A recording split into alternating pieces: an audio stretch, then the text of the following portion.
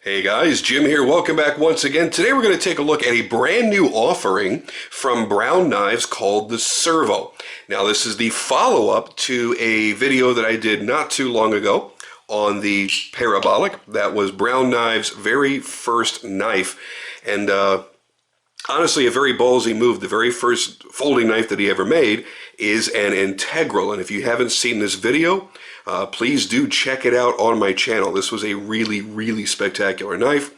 Damascus inlays, very cool all the way around. But today is all about the Servo, and yes, the white glove is back. The second degree burns that I got on my wrist are finally starting to heal up, but they're still not going to be very pretty in HD, so I don't want to subject you to that. So let's get into the knife. First off, the packaging. Really nice packaging. You get the Pelican style case on here. Open it up and you will receive your authenticity card right here. It shows the model is the Servo. Mine is number 2. It is done in Thor Damasteel titanium. The lock bar is 416 stainless steel, and it is signed by Craig Brown. Now, Brown Knives is a husband and wife team. That is Craig and Alex. Both incredibly super smart people, engineers. Craig is an aerospace engineer, and he's making his knives all on his Haas CNC. Now, if you want more background on Craig and Alex and all that kind of good stuff, please check out that Parabolic video. I try not to be too repetitive on follow-up videos from various makers. So inside you've got the Brown Knives logo laser etched into the foam, and then the laser cutout inside. Really nicely done, great packaging. The knife does not move around in shipping, which is fantastic. Now, the really cool thing about the Servo is you're able to build it pretty much however you want. There is a long list of available materials for the frame, for the inlay windows, for the blade, for the back spacer, and for the pocket clip. On this one, I wanted to go a little bit obnoxious, a little bit over the top. I really love purple. However, purple is very difficult to achieve in titanium, especially in a finish like this. If you do a very high satin or you do a mirror finish, it will be a little bit easier. The color will be a little bit bolder and be a little bit easier to achieve.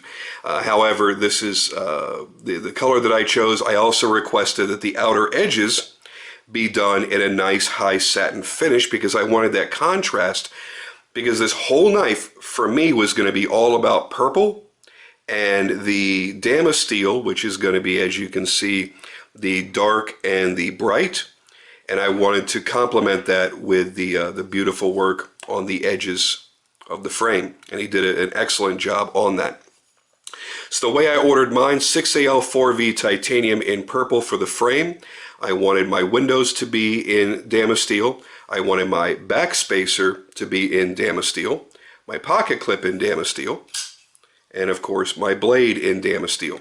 He was offering Damascus, all kinds of, just as many materials as you can think of is what he offered in the different variations.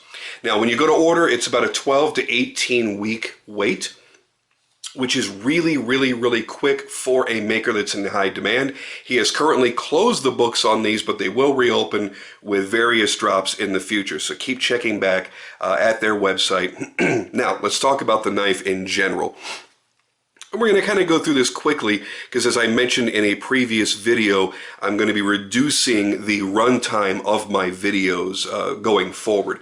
So what we're looking at is 8 3/4 inches overall with a 4-inch blade, and it's just about 3.85 inches roughly for the cutting edge, because you do have this little choil here.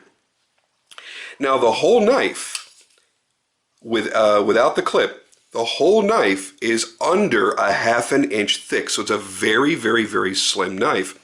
And the blade stock is 147 thousandths of an inch in thickness. The best comparison I can give you for this knife is the Grimsmo Norseman, and there's a lot of similarities in the way that it's made. Obviously, there is no similarity whatsoever in the design, In the layout of the knife, there's nothing. However, you're looking at a knife maker that's exclusively making the knife on a CNC, just like the Grimsmo's. You're getting an extraordinarily slim EDC knife, just like in the Norseman, and an action that honestly feels just like a Norseman. Mine has a very strong detent because that's what I requested, and then when you drop that lock, it's like a guillotine. It really just wants to drop closed. So it is extraordinarily smooth. This is a very well put together knife in every respect. As you see, it is perfectly centered.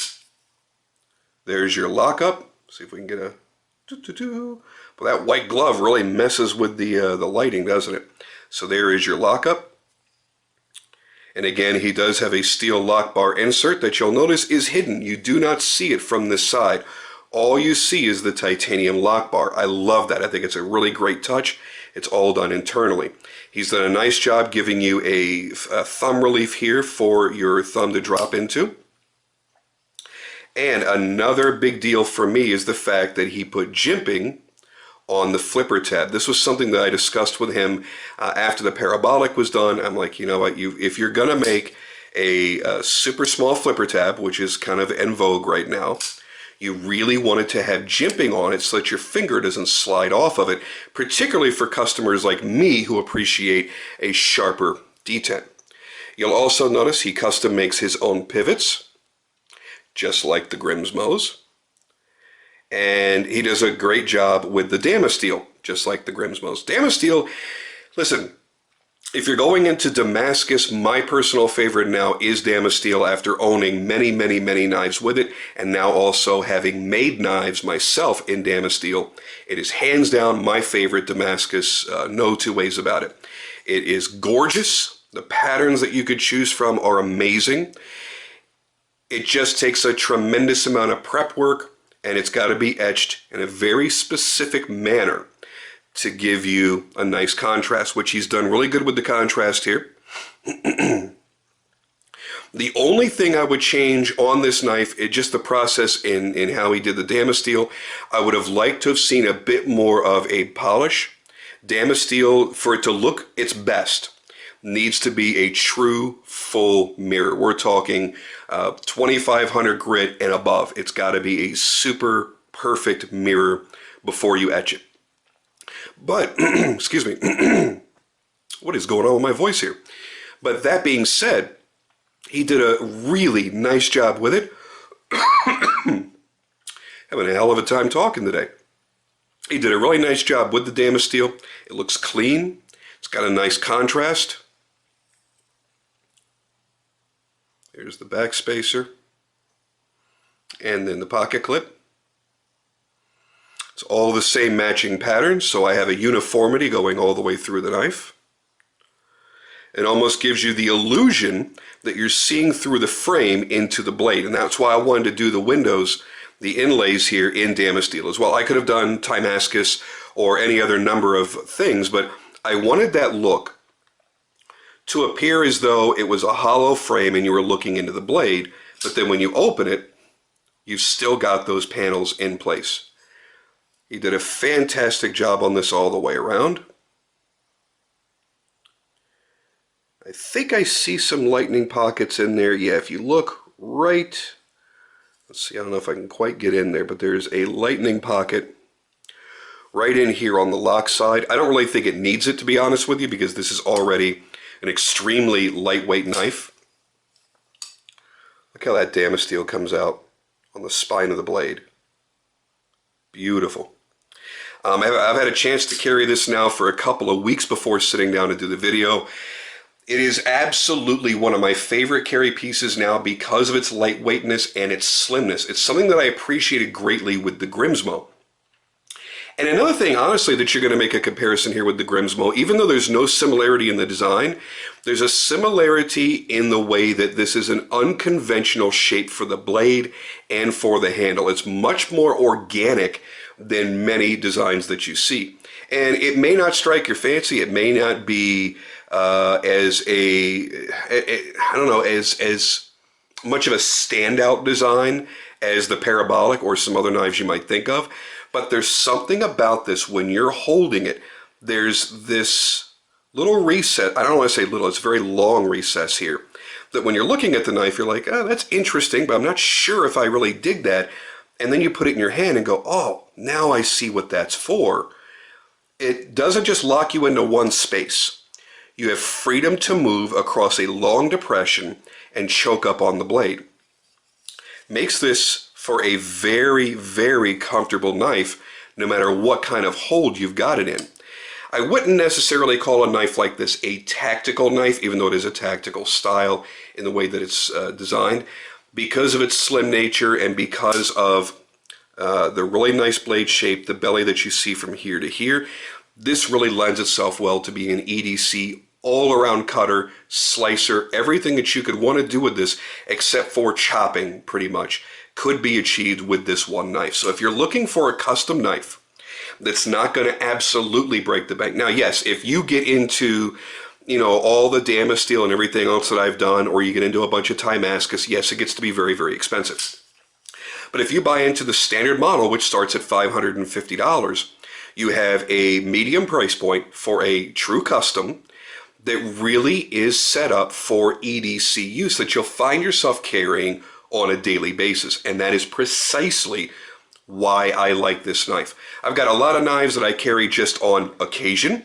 I have a lot of knives that I carry as an EDC that I can reach for any day, do anything with it, and be perfectly happy. And this is one of those knives. So if you're looking for something like that, check out @BrownKnives on Instagram. Go check out their website and see if the Servo is going to have the availability and the options that you want, and get in on an order with it, because I think it is a damn cool knife. There are not a lot of these out there right now. Again, mine is number 2. I think there may be less than a dozen, or excuse me, fewer than a dozen out in existence right now. So I would assume sometime very shortly, maybe in the new year, you're going to see drops coming for new variations of this. And you know what? For a knife that is 100% CNC made, it is so precision built. Yes, I appreciate fully handmade knives. I appreciate the balance between using CNC or water jet or EDM and then hand finishing. And I also appreciate someone that has these skills, just like I've mentioned before with the Grimsmos. It's a new era in knife making. I enjoy the fact that somebody can sit down as a machinist and program everything that needs to be done and create a precision-built knife. It's fantastic. And when it's made this well, you really get a lot of enjoyment out of it. So there you go, guys. That is my look at the Servo by Brown Knives, by Mr. Craig Brown. Again, he is the maker, he is the engineer, he's the one that does all the programming, and his wife Alex runs the business end of it. So whenever you're sending emails and asking questions and placing your order, you're most likely always going to be dealing with his wife Alex. When it comes to technical questions, and honestly, she'd be able to answer those as well, but technical questions would go specifically to Craig, as he is the maker. So there you have it, guys. There is your close-up look. Hope you guys enjoyed it. I know I sure do. And I'll catch you on the next video. Please don't forget, support my Patreon. I've put the link in the video a couple of times now. Support my Patreon. Allow me to do this more often and with more cool knives. See you guys next time.